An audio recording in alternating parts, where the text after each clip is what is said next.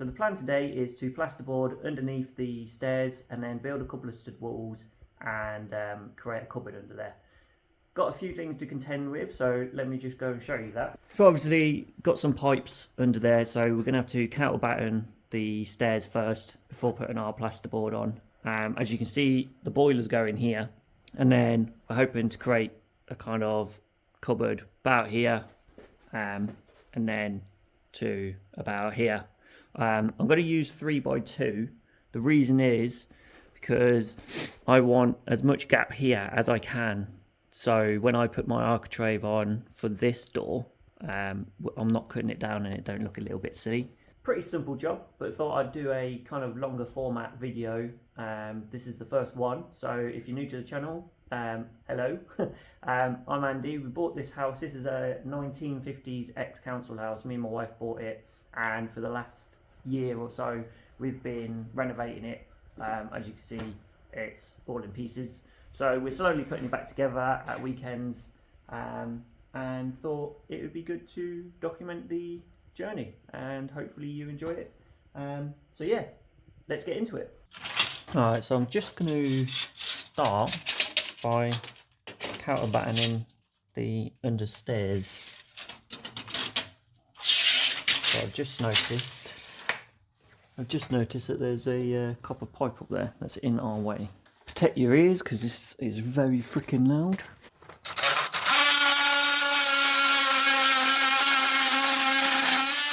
From there to about there. 1.9. Right, so I'm going to 3x2 down there to counterbatten the ceiling, but I just need to get this angle for this bit here. So one of the methods, easiest thing, when it hasn't got to be that precise, get an off scrap bit of timber and another bit and put that, so you put that one on one surface, that up the other, and then you just get your pencil, and then when you take that to the chop saw, that is your angle that you set your chop saw to get that cut. So once you've cut them on both ends, just see if it fits.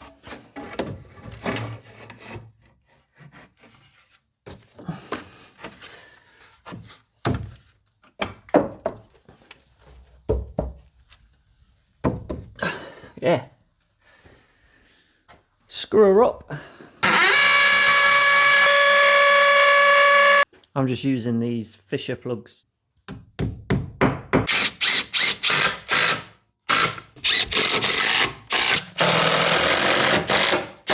Right, this side, I got the stringers kind of half in the wall, so I'm going to break this section out just so I can sit the 3x2 in there, and then it's flat against the string of the staircase. The light's a bit rubbish today.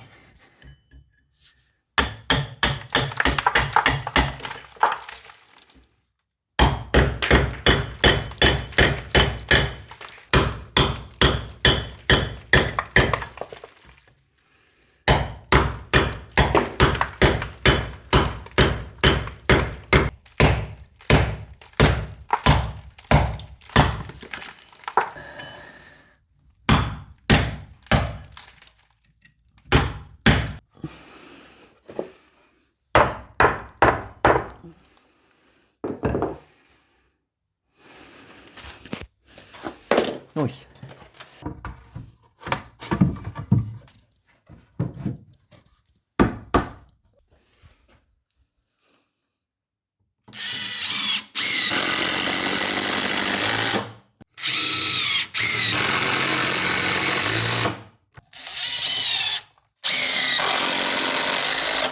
Right, so that's those two battens up. I'm going to put one in the middle as well, but before I do that, there's just one other job, and I highly suggest you do this if you're ever doing this, where you've got the underside of your stairs open. See these little blocks here? These are glue blocks, and if you have squeaky staircases, 9 times out of 10 squeak is going to be because your glue blocks are falling off. So you see there I've got 3, and you're supposed to have 3 along every tread and riser. So this is your riser and this is your tread. But as you can see, I've got some missing. I've got 1 there. I've got 3 on that one. I've got 1 missing there. I've got 2 missing here. So before I put this other batten in and before I board it, I'm just going to put some new glue blocks in. They're nothing special. They're literally just bits of timber stuck on the underside of the tread and riser. So yeah, something I'm going to do. Highly suggest you do that so you don't have squeaky staircases, because there is nothing worse than a squeaky staircase. Right, got the glue blocks. Basically, you just pour glue all over them. Quite a lot. Don't go little on this, because you want these to stick. And then you basically just stick it in and wiggle it about. And it should hold from the suction of the glue, but I do like just putting a bit of tape just while the glue dries, just to hold it. Right, jobbed. Get this middle batten in and then we can start plasterboarding. Right, let's get this centre rail up here. I've got Big Boss with me today, so I've got to be on my best behaviour. Hey, this is Stormy, our Great Dane. You can say hello. He's a good girl. Alright, let's get this centre rail on.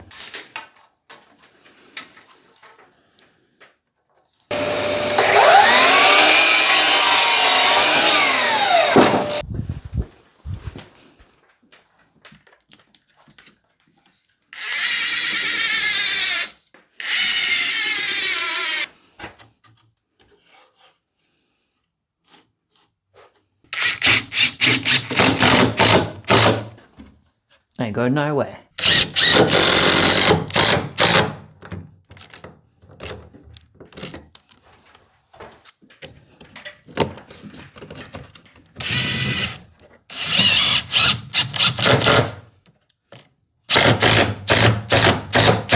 Right, so those battens are all done. So time for some plasterboard.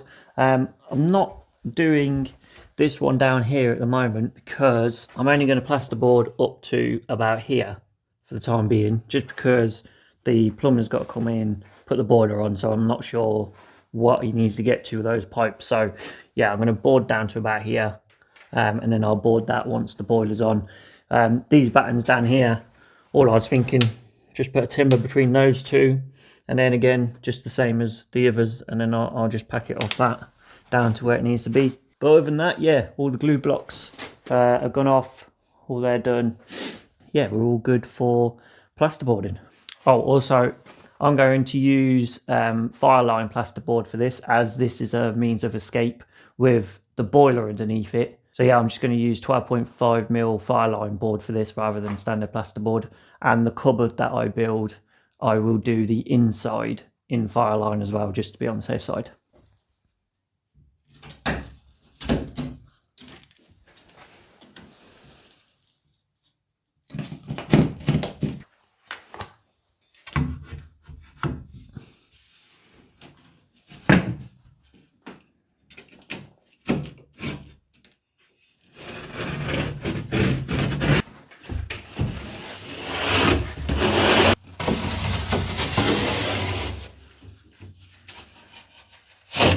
Right, so because I'm here on my own and trying to hold this and screw is going to be quite difficult, I just made these like little blocks just so I can slide the plasterboard in there and it holds that bottom end, and then I can just use one hand just to hold the rest while I put a couple of screws in.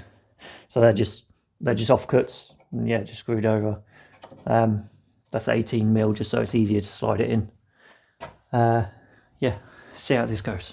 38mm coarse drywall screw, and then I've got a drywall gun. First thing I'm going to do is mark how far that comes down. So that comes down to 40. It's touched onto there, and then the gap is 160. Just so I don't put screw in pipe, because that is not what you want.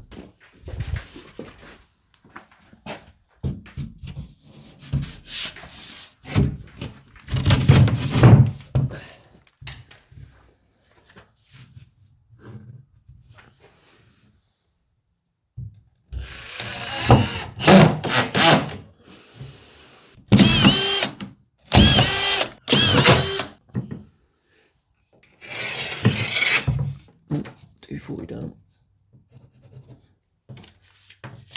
160.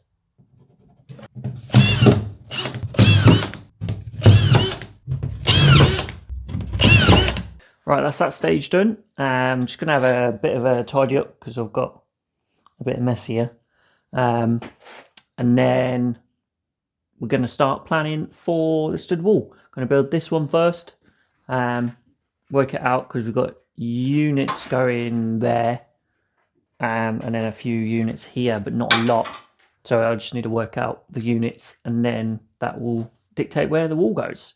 So yeah, let's have a quick tidy up and then we'll get on building stud walls.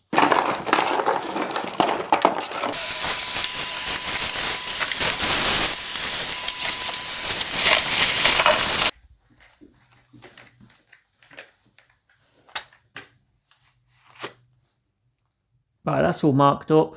There's two ways of building a stud wall. You can either build it on the floor. Shush! I'm trying to do a video. No. No. No. No. What? Right, so that's all marked up. Right, so I've got the laser all marked out. There's two ways of building a stud wall. You can either build it in situ, which is what I'm going to do, or you can build it flat on the floor and then lift it up and then just screw it top and bottom. I'm just building it in situ because that's how I mainly do it, and that's the way I prefer, to be honest. It's two ways to skin a cat, and that's the way I like doing it. So yeah, I'm going to get on with that. Let's cue the montage.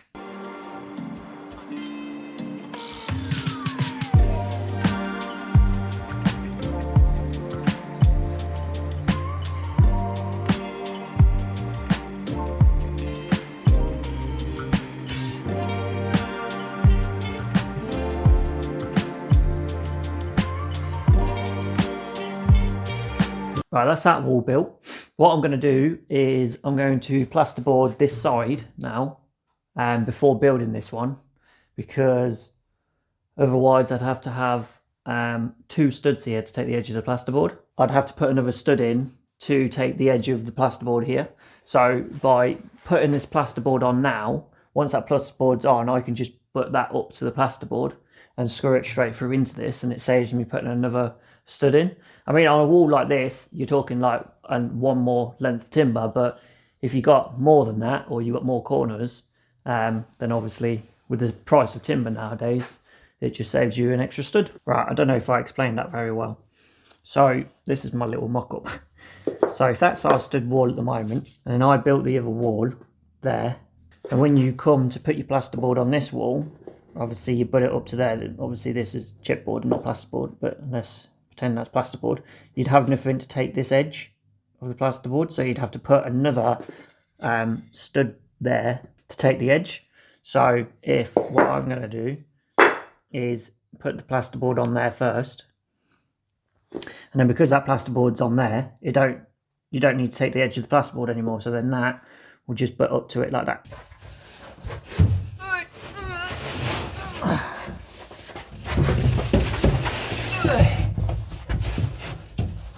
Oh. Hopefully the light's not too blind in here, but it's getting a bit dark now, and I've just got some big ass light and put it in here so I can see what I'm doing.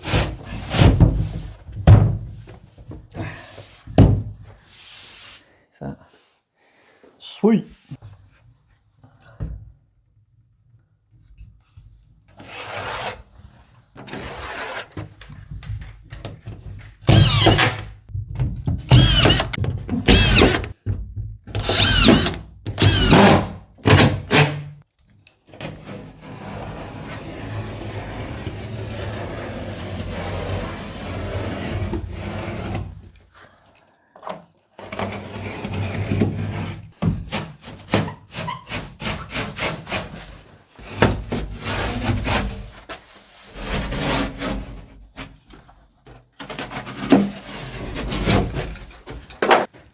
So I made a mistake.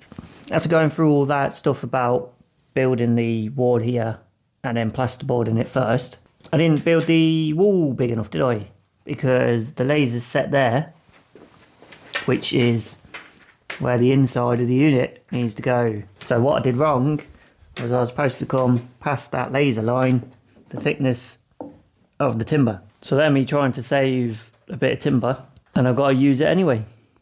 So now I've got to build the wall across to here. So I don't save myself any timber.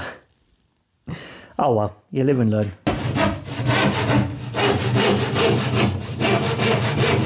Now I've got a few things to contend with here. That laser line is to the outside of the wall. So this stud can go there. And that will leave me enough room to just get a bit of architrave on here for this doorway. But there's things sticking out like the plasterboard there that goes up in the stairwell. And then I'm going to have to put little noggins over the top as well to take the head. And then I've got the null post to cut round. So yeah, this is not going to be the simplest. There's a lot to cut round. Let's see how we get on.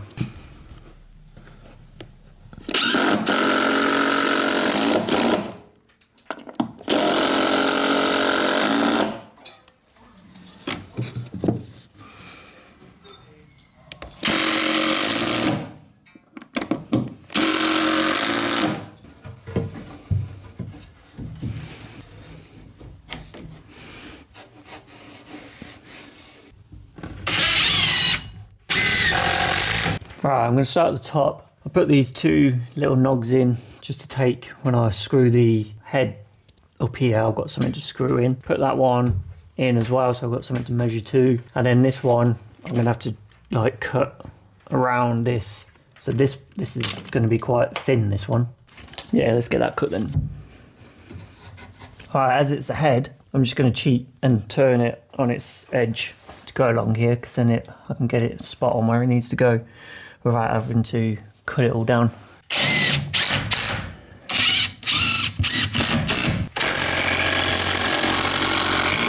It's just twisting slightly at this end, but you're talking like a couple of minutes, I think I'll be okay.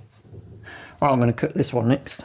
Right, so to mark out how much I've got to take off this, I've just lined it up there, just got the laser line somewhat even all the way through, and then if I just mark that laser line somehow without getting my hand in it, like there, that's how much I've got to take off, and then when I flip it, turn it that way, it'll be fine.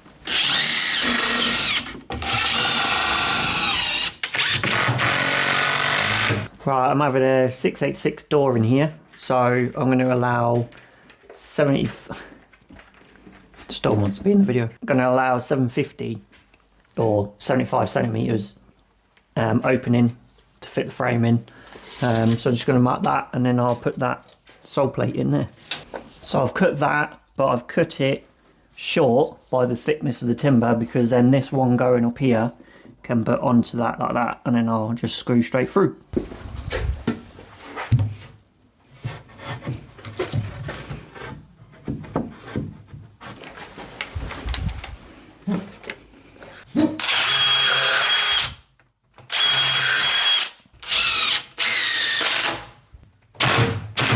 That was a bit unfortunate, but that timber, I didn't realise until I've just screwed it up, but it's actually got a split all the way down. So that's just, yeah, so then up there it just split when I put the screw in, but it'll be okay, I think. Right, I'm just going to put the head for the door in as well. Storm just wants to be in this video and she keeps woofing at me. Look at her. Yo. She keeps woofing. What are you woofing at? What? You want to be in the video? Yo, do you? Hi, YouTube. I'm Stormy. You're a silly dog. Right, I'm going to do the head for the door frame. Normally, you can set it from your door, like your actual door lining, which your doors are 1981 high.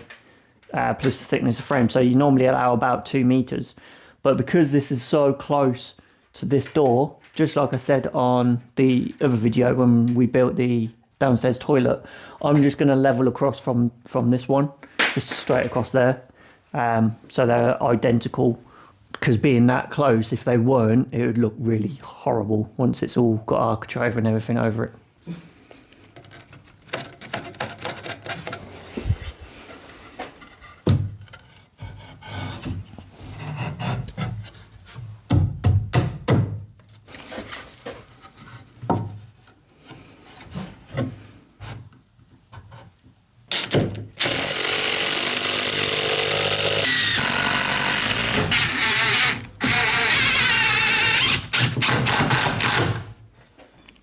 Right, this noggin I've put in just over 1 metre high because there's going to be a light switch here for the kitchen, and that's going to be top of the box will be 1.2, and the cables will run down, so socket will go back here, then that's not in the electrician's way.